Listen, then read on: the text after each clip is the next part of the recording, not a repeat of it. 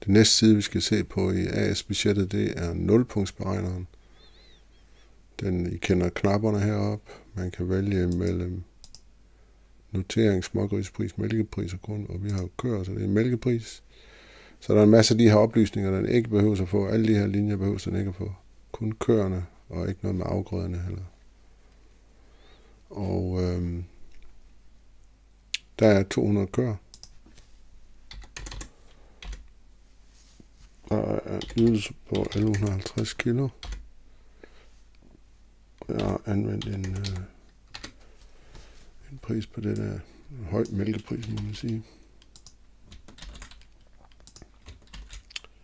Jeg siger bare for sjov, at jeg regner med det samme alle årene. Jeg har lige kopieret dem over. Og så tror jeg vil skjule linjer, så det bliver mere overskueligt. Hvis jeg så kun køerne tilbage, hvad betyder 1 krone på køerne betyder 2.230.000. Det sætter den så i forhold til det resultat, der er efter skat på 2,8. Der kører den bagved og prøver at regne ud. Det er et større beløb, fordi skatten falder også. Så hvis jeg skal have 0 i konsolidering, hvor meget kan det så falde? Det kan falde 3,7 millioner, før jeg har 0 i konsolidering. Og det sætter den så i forhold til, at den ved, hvad 1 krone koster. Så den kan altså falde 1,66, og det trækker den så fra de 4,02, og så er jeg nede på 2,36 som 0 punkt for mælken. Så der er jo rigtig god luft, før jeg får 0 i konsolidering. Jeg har 2 kroner og 36 at give jer lidt mere end da, de øvrige år. Likviditetsmæssigt, der ser den på, hvis jeg kan låne til afdrag, eller udskyde afdrag, eller låne til investeringer, eller udskyde investeringer, så kan jeg have 0 i det her tal til investering og afdrag.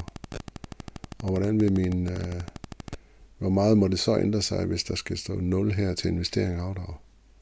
Ja, der kan den altså ændre sig 4.567.000, før jeg får 0 i investering og afdrag. Og det bliver til 2. Det svarer til 2,05 kroner på mælkeprisen. Og det trækker den så fra de 4,02. Og så når den, at likviditetsmæssigt, der kan den altså slå ud med 1,97, før der er problemer. Det er især ved grisene, der er en stor omregning, kan I se hernede under. Fordi en ændring i slagterinoteringen også betyder noget for prisen på smågrisen. Så der er sådan en kæmpe regneri her. Og de rammer jo aldrig de kiloer, det skal så videre, så der er også korrektioner for kiloer. Men den her kører er forholdsvis simpel. Jeg har en enorm luft her. Den grønne streg er budget. Kilomælk, eller prisen per kilo mælk. Og de andre, det er altså 0 punkterne.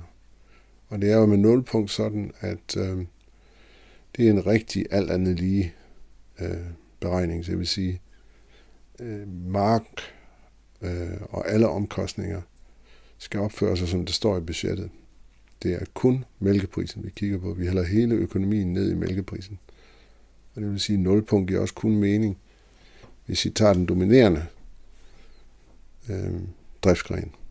Fordi vi hælder hele økonomien ned i det. Hvis I tog Vorbyg for eksempel, jamen så kunne han formentlig klare en negativ pris, fordi det har så lille betydning i hans budget. Så I skal altså tage, når I laver 0 punkt, selvfølgelig den dominerende.